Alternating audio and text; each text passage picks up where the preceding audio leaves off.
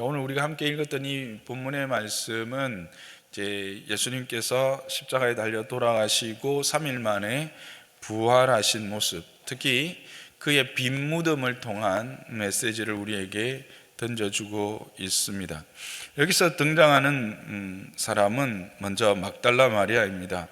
막달라 마리아는 안식 후 첫날 이제 예수님을 위해서 향품을 준비하여 그의 무덤으로 달려갔습니다. 그는 달려가면서 염려했습니다. 어떻게 큰 그 무덤의 돌을 옮길 수 있을까? 그렇게 염려하며 달려갔죠. 물론 그 누가복음에 보면 이 막달라 마리아 혼자 가지는 않았습니다. 누가복음을 참조하면 요한나와 야고보의 모친 마리아, 그리고 그들과 함께한 여인들이 이제 함께 그곳에 갔습니다. 이걸 왜 다르게 그러면 표현했나, 요한복음이 틀렸나, 그런 의미가 아니죠. 작가적 시점이라는 거 다 아시죠? 어떤 작가가 그 작품을 위해서 집중하는 사건이나 인물을 통해서 그 사건을 더욱더 분명하고 정확하게 기술하고 이렇게 부각시키는 그런 거죠. 그래서 지금 성령님께서는 요한복음은 이 요한 사도를 통해서 막달라 마리아에게 주목하게 하시고, 그 막달라 마리아를 통해서 이 부활의 사건을 지금 우리에게 들려주고자 하시는 것입니다. 어쨌든 그렇게 달려갔는데 보니까 진짜 염려했지만 돌이 옮겨진 거예요. 근데 가만히 생각해 보니까 이 돌이 옮겨진 게 더 큰 문제야. 안에 보니까 어떻게 돼 있어요? 비어 있어요. 예수님이 거기 누워 계셔야 되는데 안 계시는 거야. 이게 문을 어떻게 열까 걱정했던 것보다 더 큰 걱정이야. 그래서 어떻게 해? 이것은 내 혼자 해결할 문제가 아니다 해서 어디로 갑니까? 베드로에게로 갑니다. 그리고 그와 함께 있던 예수님이 사랑하던 제자, 자기가 이제 스스로 그렇게 했는데 요한이죠. 요한에게 그 이야기를 합니다. 그랬더니 이들이 그 이야기를 듣자마자 그 무덤으로 달려가지요. 함께 달려갑니다. 아마 이 사도 요한이 좀 젊어서 그런지 빨리 달려갔던 것 같습니다. 뒤에 이제 베드로가 따르고 그렇게 갔는데, 그곳에 먼저 요한이 당도했지만 요한은 들어가지는 않습니다. 안으로 들어가지 않고 보니까 정말 비어 있는 것을 확인하게 됩니다. 그러나 베드로는 행동하는 사람, 진중한 요한보다는 저돌적인 모습을 우리는 그에게서 발견했죠. 역시나 무덤으로 그냥 들어가 버립니다. 이제 그런 모습을 보면서 이제 요한도 같이 빈무덤에 들어갑니다. 근데 빈무덤 안에 아주 신비한 일이 일어나 있는 것을 발견하게 됩니다. 그것은 세마포가 그대로 예수님에게 이 쌌던 세마포가 그대로 자리 잡고 있는 겁니다. 여기 6절 끝에 보면 노역고라고 하는 이 단어, 이거는 케이마이라고 하는 헬라어인데 아무렇게나 놓인 상태가 아니라 길게, 그리고 이렇게 원 상태대로 정돈되어 놓여 있는 것을 뜻합니다. 즉 예수님을 쌌던 그 세마포가 전혀 흐트러지지 않고 예수님의 몸만 썩 빠진 태로 아주 정갈하게 그대로 딱 자리 잡은 겁니다. 그리고 이어지는 7절의 말씀도 동일합니다. 머리를 쌌던 수건은 세마포와 함께 놓이지 않고 딴 곳에 쌌던 대로 놓이다. 딴 곳에 있다고 하니까 멀리 떨어져 있는 게 아니라 원래 머리 있던 그 부분에, 그러니까 큰 붕대, 폭이 넓은 붕대라고 생각하시면 됩니다. 그거를 이제 얼굴 부분을 이렇게 쌌는데 그것 또한 그대로 풀리지 않고 그대로 있고 예수님은 안 계신 겁니다. 그 모습을 보고 8절에 먼저 갔던 다른 제자도 들어가서 보고 믿었다라고 말하고 있습니다. 여기서 믿었다라고 하는 말의 의미는 뭘까요? 예수님이 부활하셨다는 것을 믿었다라는 것일까요? 그런 것 같지는 않습니다. 10절을 보시면 그들이 어때합니까? 두 제자가 자기들의 집으로 돌아가니라. 만일 예수님의 부활을 분명히 확인했고 그런 부활의 의미를 깨달았고 알았다면 이렇게 바로 그냥 집으로 돌아갔겠습니까? 거기서 찬양하고 하나님께 영광 돌리고 했을 겁니다. 근데 그냥 집으로 돌아갔다는 겁니다. 그래서 여기서 믿었다라는 말은 무슨 의미냐 하면 막달라 마리아가 전한 말, 예수님의 무덤이 비었고 예수님의 시신은 어디 간지 없다라고 하는 그 말을 확인하고 믿었다. 그 말을 믿었다라는 겁니다. 이 해석을 여러분들 앞으로도 이것을 이제 잘못 해석하지 않기를 바라고, 어쨌든 왜 그렇게 됐는지를 9절은 이렇게 설명합니다. 그들은 성경에서 그가 죽은 자 가운데서 다시 살아나야 하리라 하신 말씀을 아직 알지 못하였더라. 즉 이 부활, 예수님의 부활, 그 부활의 의미, 또 그 부활하셔야 된다라고 하는, 누가복음에 보면 부활하셔야 한다라고 하는 그 당위를 분명히 이야기하고 있는데 그것에 대한 깨달음이 없었기 때문인 것이죠. 이것은 아주 중요한 사실을 우리에게 말해주고 있습니다. 그것은 뭡니까? 이 빈 무덤을 확인한 제자들조차 부활이라고 하는 현상은 믿기 어려운 사실이다라는 사실, 믿기 어려운 것이라는 겁니다. 이것은 부활이 어떤 인간의 경험이나 이성으로 믿을 수 없는 참으로 신비한 일이요 하늘에 속한 일이다라는 것이죠. 그래서 땅에 속한 자들로서는 결코 깨달을 수 없는 일이다라고 하는 사실을 우리에게 말해줍니다. 이것은 이후에 나오는 막달라 마리아의 모습을 통해서 더욱더 강화시켜 줍니다. 막달라는 그들이 비록 제자들이 떠났지만 떠날 수 없었습니다. 아마 막달라 마리아가 예수님을 더 사랑하기나 사랑했나 봐요. 그래서 이 신앙을 보면 우리 여인들이 남자들보다 더 예수님에 대한 믿음과 아름다운 헌신들이 있는 것은 전통인 것 같아요. 그들은 그냥 진짜 그냥 무덤이 비었네? 어떻게 뭐야 하고는 돌아갔지만 막달라는 돌아갈 수가 없었던 거죠. 그래서 거기서 울고 있었어요. 울고 있다가 그냥 눈이 다시 무덤 안으로 이렇게 향한 거겠죠. 무덤을 보는데 뭔가 다른 게 보이는 거예요. 예수님이 누웠던 그 발 있는 부분과 머리 있던 부분에 천사가 앉아 있는 것을 보게 된 것입니다. 그렇게 이제 천사하고 눈이 마주쳤던 것 같아요. 그랬더니 천사가 묻는 거죠. 뭐라고 묻습니까? 여자여 어찌하여 우느냐, 그렇게 물어봅니다. 그러자 막달라 마리아가 대답합니다. 사람들이 내 주를 옮겼다가 어디에 두었는지 내가 알지 못함이니이다. 이 뭡니까? 지금 막달라 마리아도 예수님에 대한 애정이 있고 헌신이 있지만 이 역시도 예수님의 부활을 모른다라는 거예요. 예수님의 부활을 분명히 말씀하셨는데도 이 막달라 마리아조차도 예수님의 부활하셨다는 사실을 모르고 깨닫지 못했다라는 사실입니다. 그만큼 이 부활이라는 사실은 깨닫기 어렵고 힘든 신비한 일이다라는 사실이에요. 그래서 여러분, 우리가 전도하다 보면 딱 두 가지에서 가장 막히죠. 어디에서 막힙니까? 태초에 하나님이 천지를 창조하시니라. 창조, 하나님의 창조에서 사람들의 가장 많은 질문이 나오죠.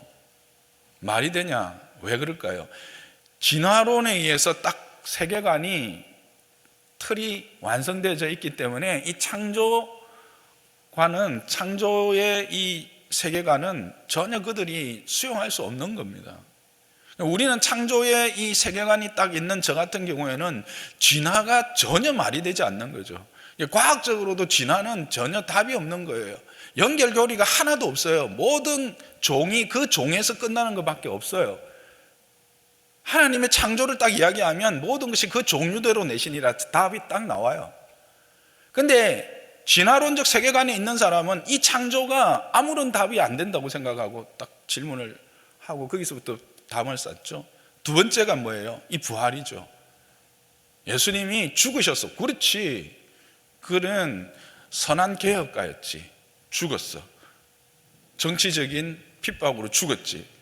많은 사람들이 동의해요. 근데 3일 만에 다시 살아나셔서 무슨 소리야 딱 바로 나오죠.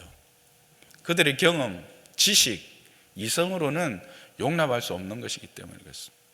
이 두 가지 사실이 세상이 가장 받아들이기 힘든 사실인데 그것을 오늘 본문도 이야기하고 있다는 겁니다. 누구도 제자들조차 예수님과 함께 3년 동안 듣고 배웠던 제자들조차도 받아들일 수 없는 그런 현상, 사건, 그게 부활이라는 것.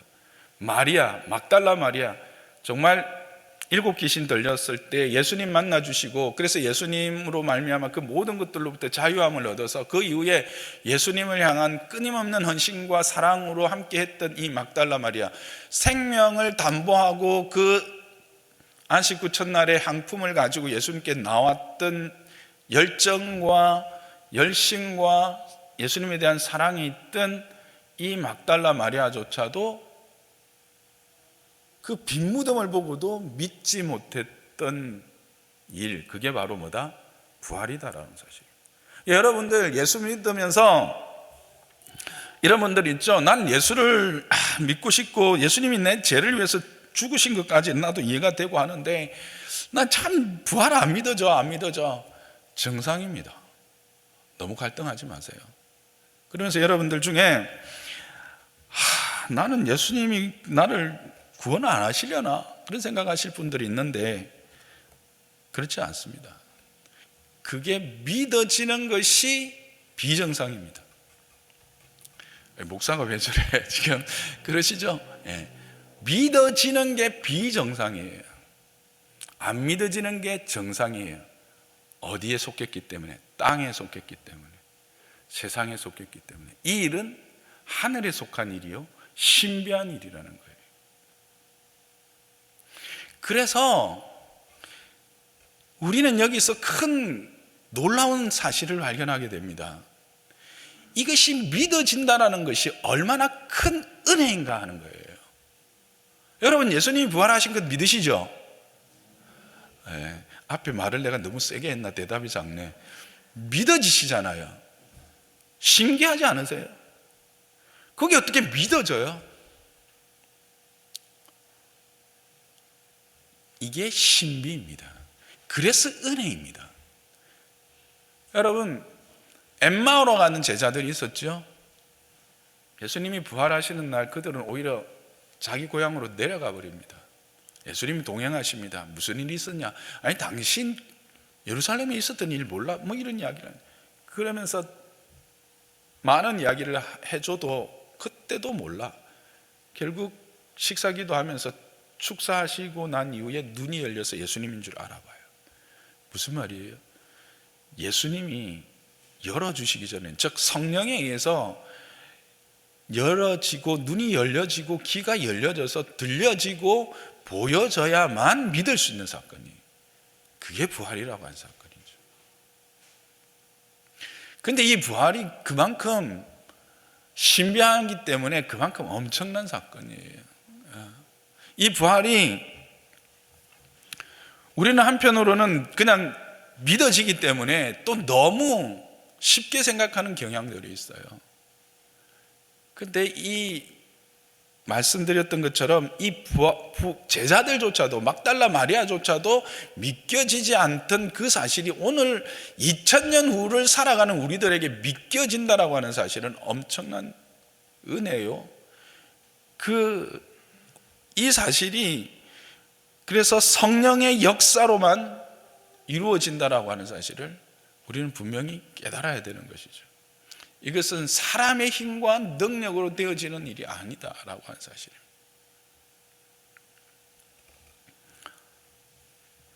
사랑하는 성도 여러분, 여러분이 예수 그리스도를 주로 고백하시고 그의 부활이 여러분의 부활인 것을 믿으십니까? 이것은 우리에게 주신 하나님의 가장 큰 선물입니다. 여러분, 이 선물은 이 세상 그 어떤 것도 바꿀 수 없는 참 생명이기 때문에 그렇습니다. 진정 참 생명이 그리스도의 부활로 말미암아 저에게 주어졌다라고 하는 사실입니다.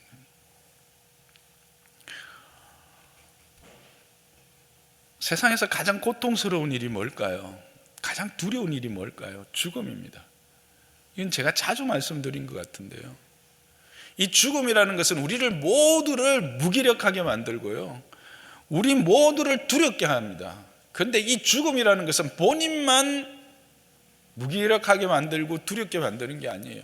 죽음은 그 이후에 남겨진 자들에게 엄청난 상처와 짐을 함께 쥐어주게 하는 그것이 바로 죽음이라는 거예요. 어제 이제 설교 준비하다가 이렇게 금쪽인가 하는 잠깐 봤어요. 금쪽이 이름은 잘 모르겠다. 하여튼 상담하는 프로그램인데, 아기가 8살, 3살 때 남편이 사고로 죽은 거예요. 이제 엄마 혼자 두 아이를 키우려고 하니까 얼마나 힘들겠어요. 생활고를 해결하는 것조차 힘들죠. 몸이 힘들면 마음에 여유가 없어요.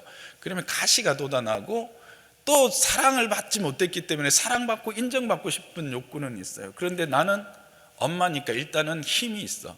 그러다 보면 아이에게 자연기도 모르게 억압하는 자로 서게 됩니다. 그러면 아이조차도 아빠를 잃었는데 얼마나 힘들겠어요. 거기서 갈등하면서 이제 생긴 문제들을 이렇게 풀어가는 걸 보면서 정말 이 죽음이라는 것은 정말 모든 이들에게 아픔이고 상처고 가장 큰 짐이구나 하는 것을 다시 한번 확인했습니다. 그런데 이것을 하나님은 그냥 우리에게 남겨두실 수 없었던 것이죠. 그래서 어떻게 하십니까? 자기 아들을 보내신 거예요. 이 문제를 해결하기 위해서 하나뿐이 없는 아들을 보내어서 그 아들을 죽이면서까지 우리를 이 사망에서부터 해방시킨 것, 그것을 행하신 일이 바로 부활이에요. 그 생명을 주겠다라고 하는 분명한 증거로 우리들에게 나타내 보여주신 선물이 부활이라고 하는 거예요. 그래서 부활은 우리의 삶에 가장 가치 있고 가장 복된 것이에요. 여러분, 이게 또 영적으로 어떤 의미가 있냐면 새 창조의 의미가 있어요. 우리가 부활에 들어간다라는 것은 그리스도 안에서 새 창조물로 이렇게 빚어지고 새 창조물로서의 그 하나님의 부요함과 영광스러움을 누린다는 의미가 함께 있어요. 여러분, 이게 안식 후 첫날에 이루어졌다는 사실을 생각해 보신 적이 있습니까? 왜 안식 후 첫날일까? 창조가 어떻게 이루어집니까? 첫날부터 여섯째 날까지 진행되고 안식 후 첫날 이제 그 모든 창조된 것들이 그의 형상들에게 누려지게 허용되어집니다. 그래서 에덴에서 아담과 하와는 하나님 주신 그 많은 것들을 기쁨으로 누리고 있죠. 안식은 모든 것을 완성하시고 그 첫날에 그 모든 것들이 실제적으로 이제 누려지게 되는 거예요. 갑자기 된 게 아니에요. 물론 6월절부터 이 흘러오는 하나님의 구원 계획이 모형으로서 다 보여주는 거죠. 예수 그리스도로 말미암는 이 부활로 말미암아 이제는 다시 우리가 어떤 존재가 된 거예요? 새 창조물이 된 거예요. 이전 것은 지나가고 새 것이 되어서 다시 한번 그리스도 안에서 하나님의 그 창조하신 부요함과 온전함과 완전함을 누리는 새 에덴을 허락받은, 그게 뭐냐면 우리가 예수 그리스도로 말미암아 부활을 믿어서 그 부활 안에 들어가는 순간이에요. 영적으로. 그래서 그 순간이 바로 이와 같은 새 창조물로서의 은혜를 누리는, 그거를 보여주는 또 하나의 사인으로서 이게 안식 후 첫날인 것입니다. 그래서 우리는 매주일마다 이 주일을 지키는 것, 주의 날, 안식 후 첫날, 이 의미는 이와 같이 우리가 어떤 존재인지 분명히 확인하고 그 기쁨과 감사를 하나님께 올려드리기 위해서 모이는 거예요. 그래서 우리는 세상 사람들은 이 일요일이다 이래가지고 지난번에도 한번 이야기했죠. 로마인들의 그 태양신을 섬기는 날인데 우상 숭배의 날인데 이렇게 하면서 하는데, 특히 그 신천지인가 하는 애들이 이걸 가지고 자꾸 꼬투리를 물나요? 누가 무나요? 하여튼 이단 애들이 그렇게 하는데, 여러분 넘어가지 마세요. 모르면 기가 솔깃해요. 주의 날은 그게 아니에요. 주의 날은 안식 후 첫날이기 때문에 우리가 지키는 거예요. 일요일이라서 지키는 거 아니에요. 로마 달력에서 일요일이라서 쉬는 날이라서 지키는 게 아니라는 말씀이에요.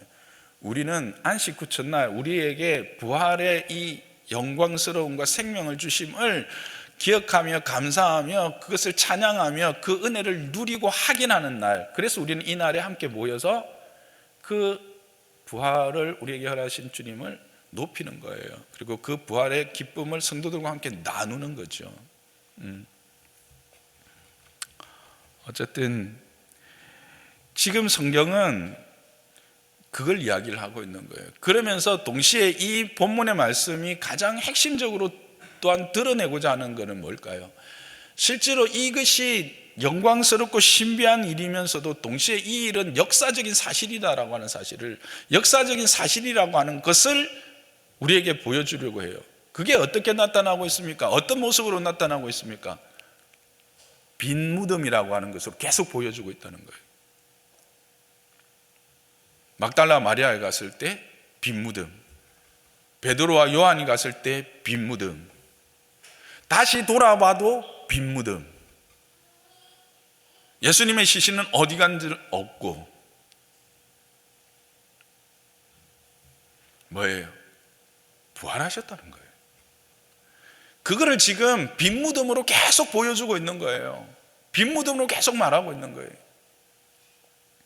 그런데 성경은 실질적으로, 특히 신약은 그 복음의 핵심, 전하고자 하는 기쁜 소식의 핵심이 뭐냐면 이 부활이에요. 많은 이들이 십자가를 자꾸 묵상하고 예수님의 그 고통과 고난을 묵상하시는데 좋아요, 나쁘지 않아요. 그런데 그게 잘못 가면 그 어떤 고난과 하나님의 그 진노 가운데 있는 예수님을 생각하면서 그냥 우리도 모르게 우울해지고 막 죄책감 들고 막 그렇게 되거든요. 그거는 근본이 아니에요. 그거는 왜 하냐면 우리에게 이 부활을 주시기 위한 하나님의 공의의 과정입니다. 물론 우리의 삶에도 그런 공의의 과정이 분명히 있지만 궁극적으로 하나님이 우리에게 주시고자 하는 은혜는 부활이에요. 생명이에요. 그 생명으로 말미암는 기쁨이에요. 그 생명으로 말미암는 찬양과 영광의 하나님을 향한 예배예요. 그래서 사도행전 이후에 보면 사도들의 모든 복음의 핵심은 부활에 맞춰 있어요. 저는 어릴 때 그런 생각을 했어요. 예수님의 십자가가 왜 이렇게 작게 표현되고 부활이 이렇게 강조되고 있을까? 나는 이 십자가가 은혜가 더 큰데, 근데 깊이 알고 보면 십자가의 은혜가 한없죠. 그러나 부활의 영광을 위한 하나님의 은혜였다는 것을 확인하게 되었습니다. 여러분, 부활은 분명한 역사적인 사실이라는 것을 지금 이 성경은 우리에게 이야기하고 증거하고 있다라고 하는 사실입니다. 그런데 그럼 여기서 앞에 했던 말에 질문이 생기는 거죠. 어떤 질문입니까? 아직 안 믿어지시는 분들의 질문. 그렇게 영광스럽고 신비한 거라면 그럼 나는 어떻게 해요? 그럼 나는 그냥 이대로 그냥 못 누리는 건가요? 의외로 여러분, 예수를 믿고 오랫동안 신앙생활을 했다는 분들 중에서도 이 부활을 믿지 못하는 분들이 많아요. 전 깜짝 놀랐어요. 마리아를 보시면 됩니다. 막달라 마리아가 우리에게 길을 보여줘요. 그는 어떻게 합니까? 울며 엎드립니다. 그 예수님을 찾습니다. 그랬더니 천사가 만나주고 결국은 예수님이 만나주시잖아요. 성경은 분명히 이야기합니다. 나를 찾고 찾으면 만나리라. 주님을 간절히 소망하는 자에게 하나님은 만나주시고 하나님은 그 말씀을 깨닫게 하시고 그 말씀을 깨달아 알아서 그 은혜의 부요함을 누리게 하십니다. 그 일을 위해서 누구를 보내셨다고요? 성령을 보내셨다고.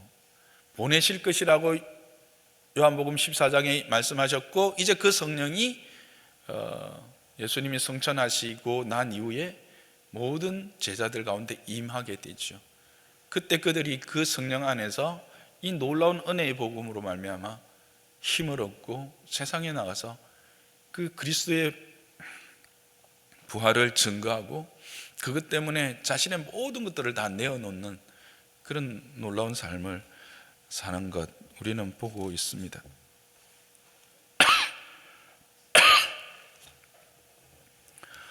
그리고 마지막으로 이 말씀을 또 이 말씀이 우리에게 주시고자 하는 것은 뭔가?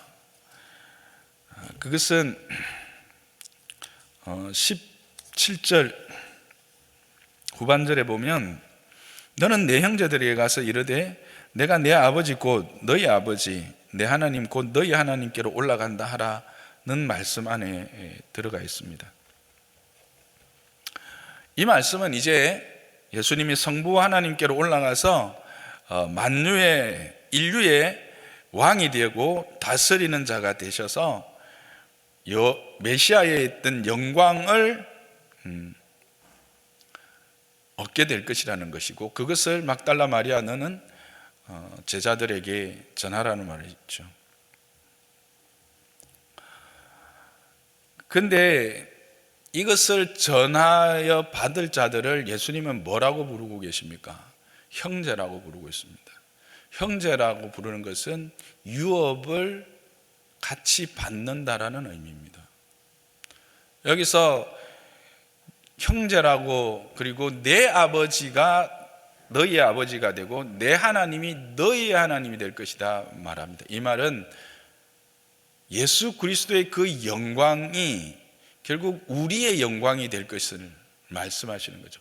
그 메시아로서의 누려질 영광이 예수 그리스도만의 영광이 아니라 우리 모두의 영광, 그의 은혜 안에서 그를 믿는, 그의 부활을 믿고 고백하는 모든 자들의 영광이 될 것을 말씀하고 계시는 것입니다.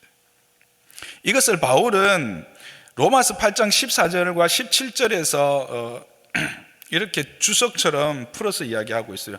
한번 읽어봅시다. 로마서 8장 14절에서 17절 시작.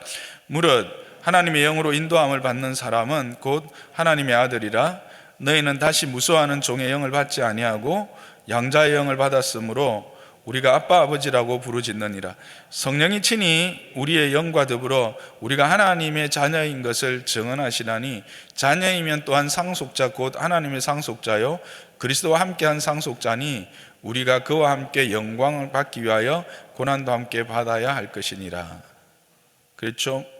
우리가 이제 하나님의 영으로 인도함을 받는 사람은 하나님의 아들이 되어서 하나님을 향하여 아빠 아버지라고 친근한 호칭을 사용하는 그런 사랑하는 자녀가 될 것이라고, 이것을 성령이 친히 분명히 증거하고 계신다라는 사실입니다. 그래서 우리의 그 자녀됨의 복은 상속자라고 하는 것, 보통 상속자가 아니라 하나님의 상속자예요. 여러분 지금은 돌아가셨나요? 우리 때는 이제 이병철 이렇게 해장해야 되는데 요즘은 너무 멀죠. 이재용인가요? 요즘은 대한민국에서 제일 부자가 이재용의 상속자 명단에 들어간다. 기분이 어떠실 것 같습니까? 저는 참 좋겠습니다, 솔직히. 그런데요, 우리는 그 정도가 아니라 하나님의 상속자 명단에 들어간 자들이라는 사실입니다.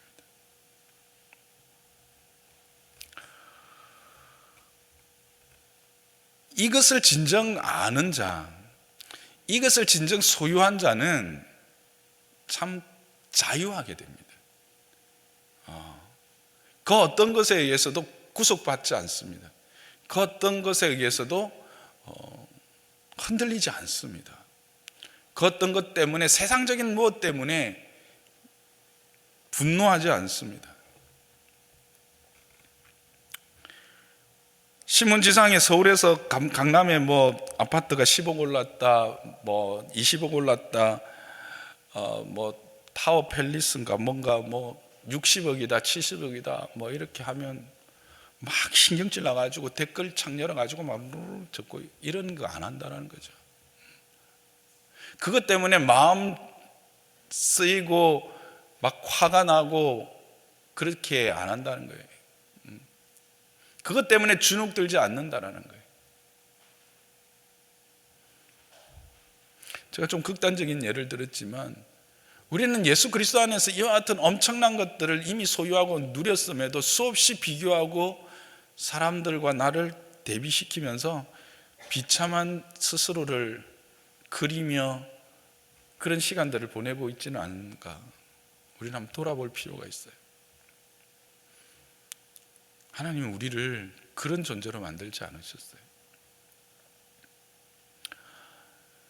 여러분, 나는 너희의 하나님이 되고 너희는 내 백성이 될 거라 어디서 많이 듣던 이야기죠.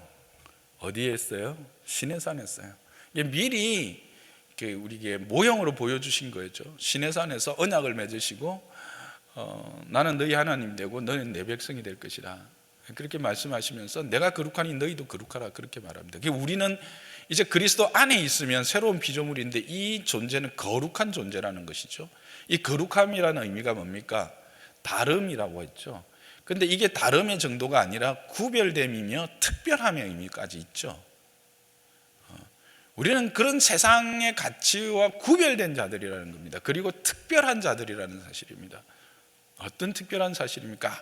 그 메시아의 영광을 함께 나눌 수 있는, 그 메시아의 영광을 함께 소유한 특별한 자들이라고 하는 사실을 성경은 우리에게 이야기하고 있는 것입니다. 이게 우리가 가지고 있는 이 부활의 가치입니다. 우리는 때로 예수를 믿고 교회를 나오면서 이 부활이라는 말을 너무 자주 듣고 해서 그냥 내가 예수님이 부활했구나, 나도 부활할 것이구나 이 정도로 그냥 생각할 수 있는데 그 정도가 아니라는 거예요. 이 부활이라고 하는 이 사실은, 이 의미는 참으로 세상의 그 어떤 것으로도 비교할 수 없는 엄청난 것이요, 정말 위대한 것이요 영광스러운 것이다라는 거예요. 이게 이미 우리에게 허락되어졌고 우리가 누려지고 있다는 사실이에요. 그래서 예수님이 나는 부활이요 생명이니 나를 믿는 자는 죽어도 살겠고 무릇 살아서 나를 믿는 자는 영원히 죽지 아니하리라, 이 말씀을 하신 거예요. 무슨 뜻입니까요? 우리가 육신으로 죽지 않는다는 걸까요? 제가 이 말씀 자주 들을 때마다 하는 말이 있죠. 우리는 죽을래야 죽을 수 없는 거예요. 우리 안에는 참 생명이 있기 때문에, 예수 그리스도의 생명이 있기 때문에 우리는 죽을 수 있는 자들이 아니에요. 죽는 자들이 아니에요. 우리는 산 자들이라니까요. 단지 육신의 껍질을 벗을, 허물을 벗는 과정이 필요할 뿐이지 우리는 죽는 자들이 아니에요. 그래서 요한 사도는 요한 1서에 분명히 이야기하잖아요. 예수가 있는 자들에게는 생명이 있고 예수가 없는 자들에게는 생명이 없다라는 거예요. 우리가 지난 금요일 날 고난주간 특별 기도회 때 예수님의 십자가와 한편에 달린 강도하고 그 십자가 밑에 있던 사람들하고 함께 이야기했던 적이 있죠.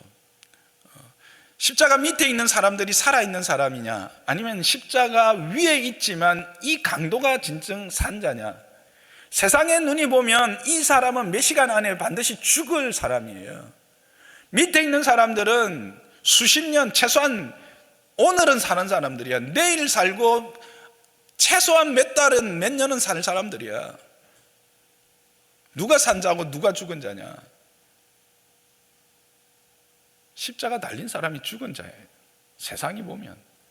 근데 하나님이 보면, 영혼의 개념에서 보면 누가 산 자냐는 거예요. 이 십자가에 달렸지만 예수님에게 자기를 의탁한 자는 산 자요. 십자가 밑에서 스스로 힘과 능력으로 살아가는 것 같지만, 그러나 예수님께 자기를 의탁하지 못하고 이 은혜를 누리지 못하는 자들은 죽은 자라는 사실을 우리는 금요일 날 함께 묵상했었습니다. 여러분, 세상이 그렇게 모든 것이 자기 것인 양 그렇게 세상이 말하고 흘러갑니다. 속지 마세요. 현혹되지 마십시오. 부러워하지 마십시오. 아니, 좀 부러워하는 것까지는 괜찮겠네요. 저도 한 번씩 페라리 타고 가는 거 보면 한번 타보고 싶어요. 저 차가 어떻게 나가는지. 제가 속도를 조금 내보고 싶은 그런 욕심이 있어가지고. 근데 그게 그냥 한번 아이고 그랬으면 좋겠다는 거지, 그것 때문에 내가 뭘 그러지는 않죠. 우리가 그런 것들에 대한 뭐 한 번씩 소망이 있을 수는 있지만 그것들이 우리로 하여금 스스로 자괴감이 들게 하거나 우리를 패배의식 속에 처박지는 못한다라고 하는 사실입니다. 왜? 우리 안엔 진정한 참 생명이 있잖아요.